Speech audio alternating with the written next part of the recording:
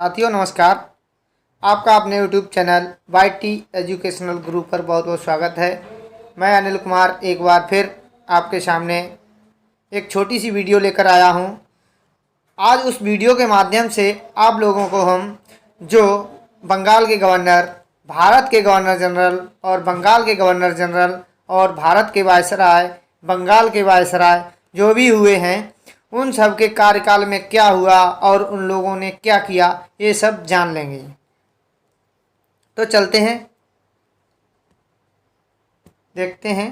Company के अधीन governor तो रॉबर्ट क्लाइव था। ये बंगाल का गवर्नर था। इसका कार्यकाल रहा 1757 से 1760 और पुनः 1765 से 1767 तक बंगाल का गवर्नर रहा। इसके समय में द्वैत शासन की व्यवस्था लागू हुई। प्लासी का युद्ध इसने जीता और इलाहाबाद की संधि हुई क्लाइव और शाह आलम द्वितीय के बीच। उसके बाद आए वारेन हेस्टिंग। 1774 से 1785 तक इनका कार्यकाल लंबा रहा। यह बंगाल का गवर्नर एवं कंपनी का प्रथम गवर्नर जनरल था।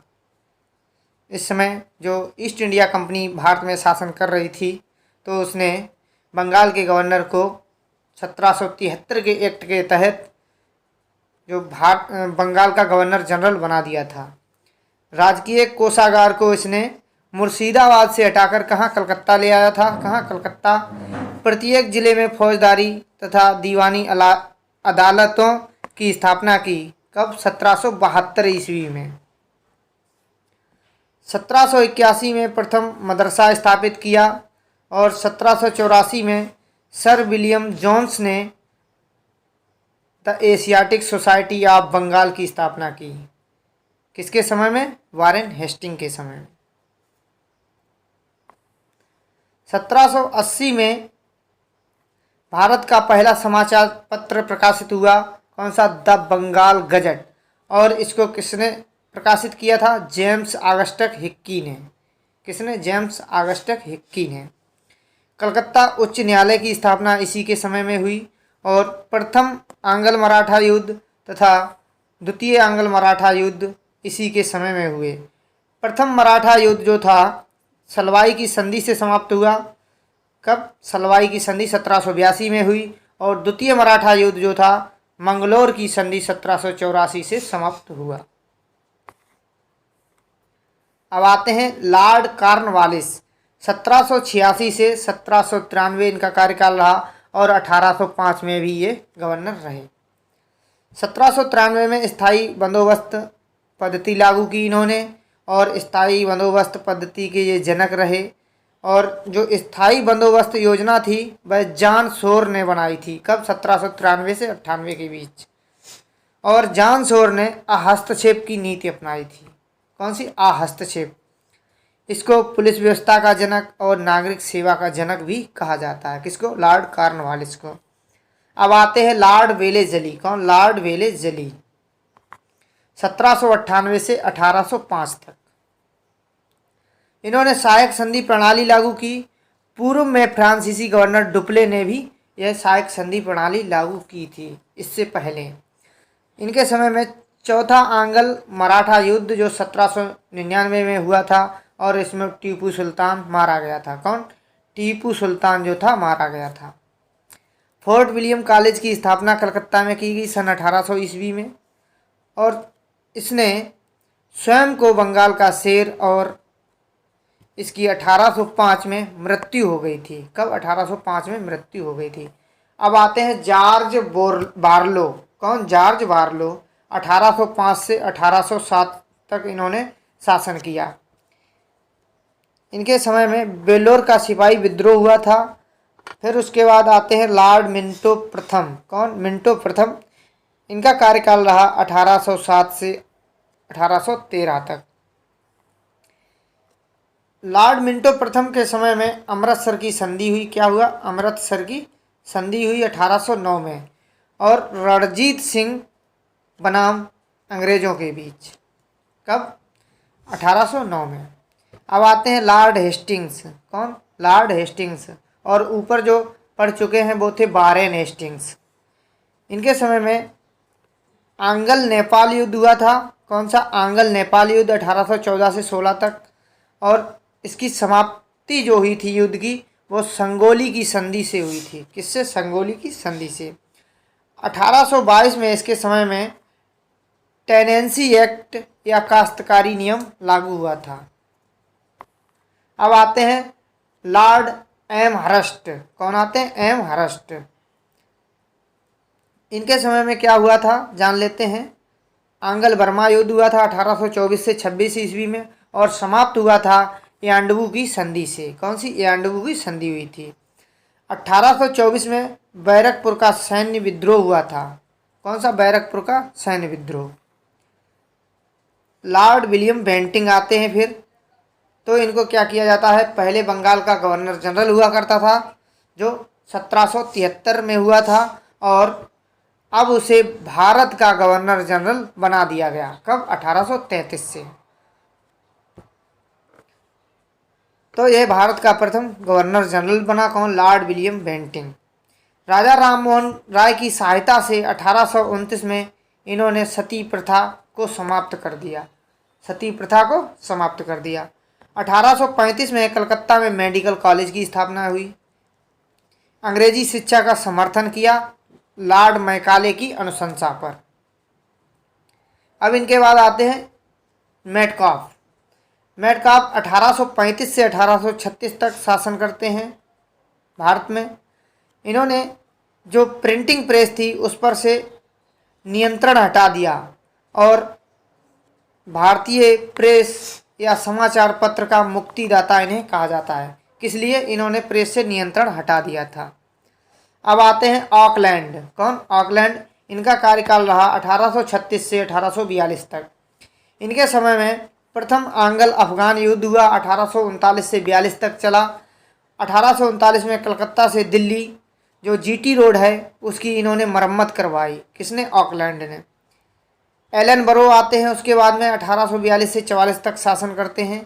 तो इनके समय में प्रथम आंग्ल अफगान युद्ध समाप्त हो गया, जो ऑकलैंड के समय में हुआ था, और वो एलन बरो के समय में समाप्त हो गया। और एलन बरो के समय में ही दास प्रथा का अंत हुआ था। किसका? दास प्रथा का अंत हुआ था। और 1843 से ही रविवार की छुट्टी की शुरुआत हुई थी। ये इम्पोर्टेंट फैक्ट है कि रविवार की छुट्टी कब से होती है। तो 1843 से रविवार की छुट्टी होती है। उसके बाद आते हैं लॉर्ड हार्डिंग। लॉर्ड हार्डिंग 1844 से 48 तक कार्यकाल रहता है इनका। इनके समय में प्रथम आंग्ल सिख युद्ध हुआ था 1845 से 46 तक, 1 साल चला था। इसमें अंग्रेज विजयी हुए थे, और इन्होंने जो नरबली की प्रथा चल रही थी उस पर प्रतिबंध लगा दिया था। किसने? लॉर्ड हार्डिंग ने। उसके बाद आते हैं डलहौजी। डलहौजी ने तो बहुत कार्य किए हैं भारत में। इन्होंने एक हड़प नीति भी चलाई थी, फूट डालो राज करो की नीति इनकी थी। द्वितीय आंग्ल सिख युद्ध इनके समय में हुआ था 1848 से 1849 के बीच। और जो द्वितीय आंग्ल सिख युद्ध हुआ था, इस युद्ध में ही 3 युद्ध और हुए थे। इस युद्ध को शुरू होने के बाद 3 युद्ध और हुए थे। डलहौजी के शासनकाल में व्यपगत सिद्धांत लागू हुआ। कौन सा? डॉक्ट्राइन ऑफ लैप्स, व्यपगत सिद्धांत। आधुनिक शिक्षा का मैग्ना कार्टा जो था 1854 में आया, जिसे वुड डिस्पैच कहा जाता है। रेलवे का जनक कहा जाता है, डाक प्रथा का जनक, क्योंकि इनके समय में डाक टिकट भी लागू हुए थे। सार्वजनिक निर्माण विभाग की स्थापना इन्होंने की। किसकी? सार्वजनिक निर्माण विभाग की स्थापना। लोक सेवा विभाग की स्थापना की। प्रतियोगी परीक्षा की शुरुआत की।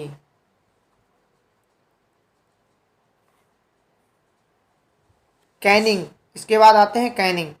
कैनिंग को अंतिम गवर्नर जनरल एवं प्रथम वायसराय माना जाता है। जो कैनिंग थे भारत के अंतिम गवर्नर जनरल थे और प्रथम वायसराय थे। 1857 की क्रांति जो इनके समय में हुई थी, कलकत्ता, मद्रास, बम्बई में हाई कोर्ट की स्थापना हुई थी। किसकी? हाई कोर्ट की स्थापना हुई थी।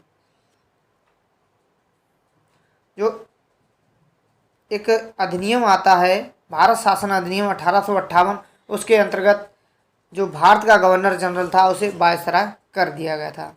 उस समय वायसराय कैनिंग बने थे। विधवा पुनर्विवाह अधिनियम पास हुआ ईश्वर चंद्र विद्यासागर की सहायता से। किसके समय में? कैनिंग के समय में। महालेखा परीक्षक पद का सृजन 1857 में हुआ था। जब भारत आज़ाद हो गया तो उसको नियंत्रक एवं महालेखा परीक्षक नाम दे दिया गया। व्यक्तिगत सिद्धांत जो डलहौजी ने लागू किया था, इन्होंने समाप्त कर दिया और पोर्टफोलियो प्रणाली लागू कर दी। कौन सी? पोर्टफोलियो प्रणाली। अब आते हैं लॉर्ड एल्गिन। कौन? लॉर्ड एल्गिन, जिनका कार्यकाल रहता है 1862 से 63 तक। इन्होंने बहावी आंदोलन का दमन किया और इनकी 1863 धर्मशाला हिमाचल प्रदेश में मृत्यु हो गई। किसकी? लॉर्ड एल्गिन की। अब आते हैं लॉर्ड लॉरेंस। इनका कार्यकाल रहता है 1864 से 69 तक। इनके समय में अकाल आयोग का गठन हुआ हेनरी कैंपबेल के नेतृत्व में। भारत एवं यूरोप के बीच प्रथम समुद्री टेलीग्राफ सेवा शुरू की गई। किसके? लॉरेंस के समय में। अब आते हैं लॉर्ड मेयो। इनका कार्यकाल रहता है 1869 से 72 तक। अजमेर में मेयो कॉलेज की स्थापना हुई 1872 ईस्वी में। कृषि विभाग की स्थापना इनके समय 1872 ईस्वी में हुई और प्रथम जनगणना जो थी भारत में 1872 में हुई। अब इनके बाद आते हैं नॉर्थ ब्रुक। कौन? Northbrook. इनका कार्यकाल होता है 1872 से 76 तक। बंगाल में भयानक अकाल पड़ा नॉर्थ ब्रुक के समय में। बंगाल में भयानक अकाल पड़ा। पंजाब में कूका आंदोलन हुआ। क्या हुआ? कूका आंदोलन पंजाब में हुआ। अब उसके बाद में आते हैं लॉर्ड लिटन। ओवन मैरीडिथ के नाम से जाना जाता था इन्हें। किसको? लॉर्ड लिटन को। ओवन मैरीडिथ। अकाल आयोग की नियुक्ति हुई। इससे पहले क्या हुआ था? अकाल आयोग का गठन हुआ, अब अकाल आयोग की नियुक्ति हुई। वर्नाकुलर प्रेस एक्ट पारित हुआ। किसके समय में? लिटन के समय में 1878 ईस्वी में। अलीगढ़ में मुस्लिम एंग्लो प्राच्य महाविद्यालय की स्थापना हुई। कौन सी? अलीगढ़ में मुस्लिम एंग्लो प्राच्य महाविद्यालय की स्थापना। अब इसके बाद आते हैं लॉर्ड रिपन। कौन? Lord Ripon. इन्हें स्थानीय स्वशासन का जनक कहा जाता है। क्या? स्थानीय स्वशासन का जनक लॉर्ड रिपन को। 1881 में सर्वप्रथम नियमित जनगणना हुई और कहा गया कि प्रत्येक 10 वर्ष के अंतराल पर भारत में जनगणना होगी। इसके समय में श्वेत विद्रोह हुआ था। भारत के उद्धारक की संज्ञा किसने इनको दी थी? नाइटिंगेल फ्लोरेंस द्वारा। भारत के उद्धारक की संज्ञा। अब आते हैं डफरिन। जो कांग्रेस के लिए एक स्टेटमेंट दिया गया था, जो कांग्रेस है वो डफरिन के दिमाग की उपज है।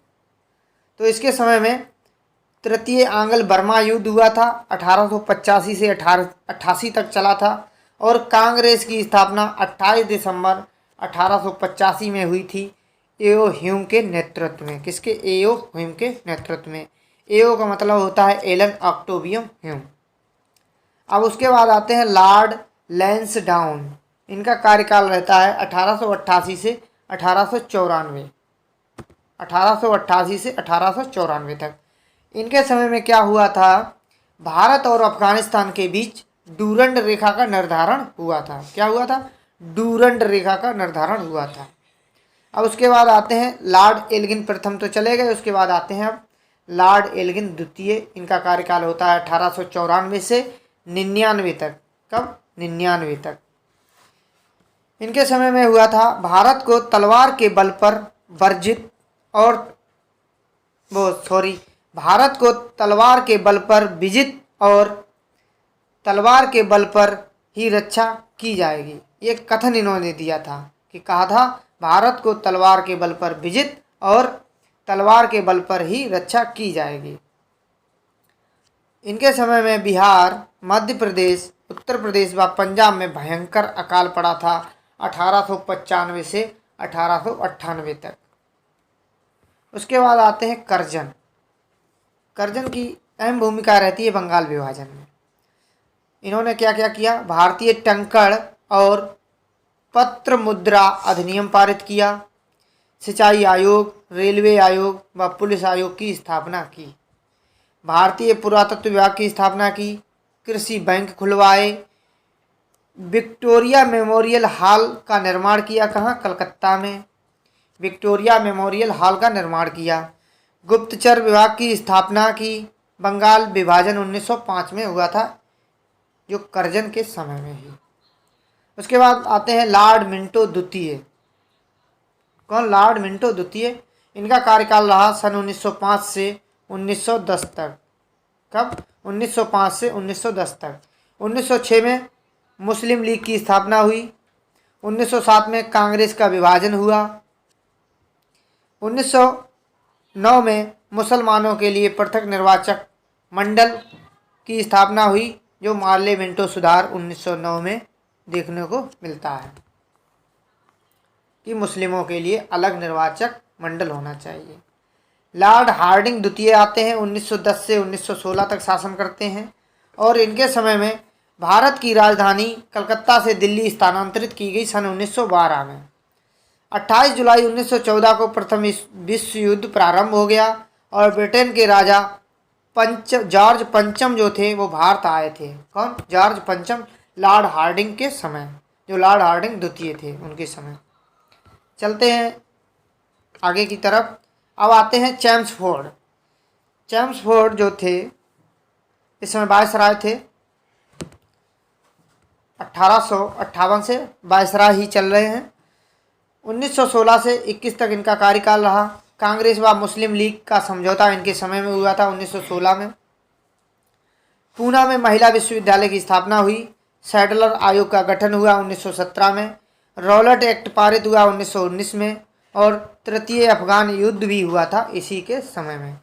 जलियांवाला बाग हत्याकांड 13 अप्रैल 1919 को ही हुआ था। कब? 13 अप्रैल 1919 को। खिलाफत एवं असहयोग आंदोलन जो गांधी जी द्वारा किए गए थे वो इसी चैम्सफोर्ड के समय में हुए थे। अब आते हैं लॉर्ड रीडिंग। कौन? लॉर्ड रीडिंग 1921 से 1926 तक शासनकाल करते हैं।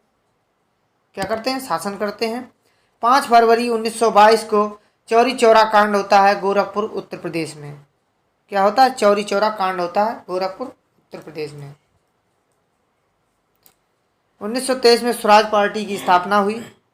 1923 में स्वराज पार्टी की स्थापना हुई मोतीलाल नेहरू द्वारा। 1921 में मोपला विद्रोह हुआ।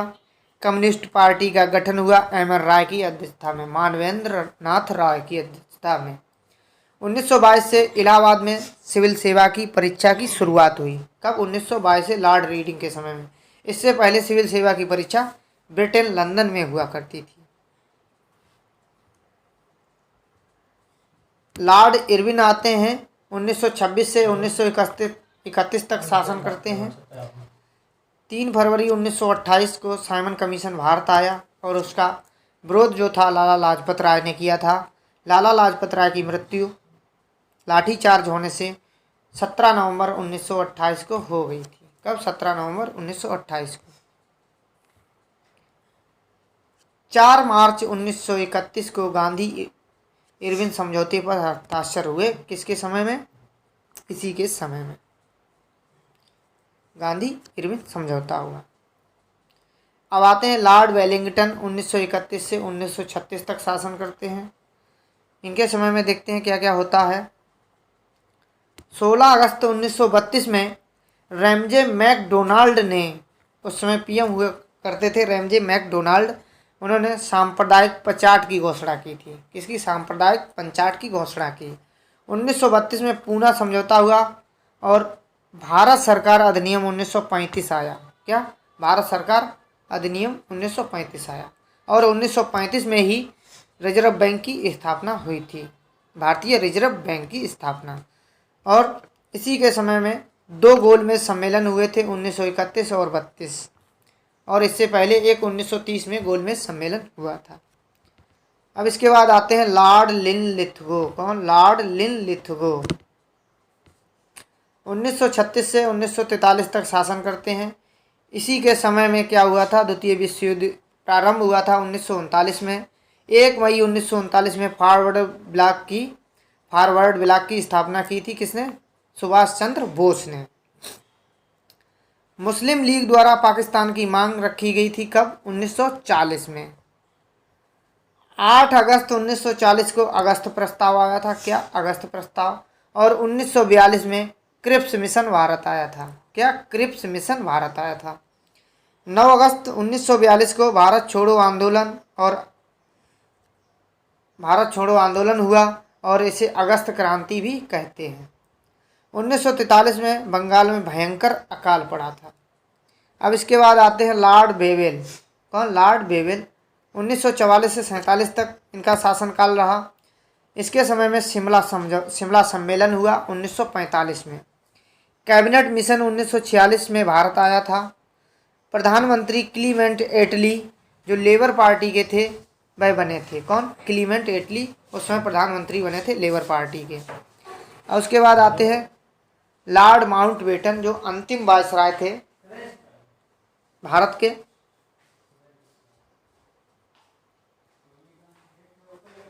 और स्वतंत्र भारत के कहें तो प्रथम वायसराय भी थे। 3 जून 1947 को माउंटबेटन योजना बनी, तो इसे 3 जून की योजना भी बोलते हैं, माउंटबेटन योजना को। वायसराय को भारत का गवर्नर जनरल कर दिया गया। अब कहा गया कि वायसराय को भारत का गवर्नर जनरल कहा जाएगा। अंतिम वायसराय एवं स्वतंत्र भारत का प्रथम गवर्नर जनरल लॉर्ड माउंटबेटन हुए। इसके बाद भारत और पाकिस्तान 2 स्वतंत्र राष्ट्रों की घोषणा की गई। कहा गया कि भारत और पाकिस्तान 2 स्वतंत्र राष्ट्र होंगे। और 15 अगस्त 1947 को भारत आज़ाद हो गया और 14 अगस्त 1947 को पाकिस्तान आज़ाद हो गया। और स्वतंत्र भारत के प्रथम एवं अंतिम भारतीय गवर्नर जनरल की बात कहें तो वह सी राजगोपालाचारी थे। यहाँ पर देखने वाली बात है कि भारतीय गवर्नर जनरल थे, वो भी स्वतंत्र भारत के सी राजगोपालाचारी। तो दोस्तों आज के लिए इतना ही। मिलते हैं अगले एपिसोड के साथ, तब तक के लिए जय हिंद।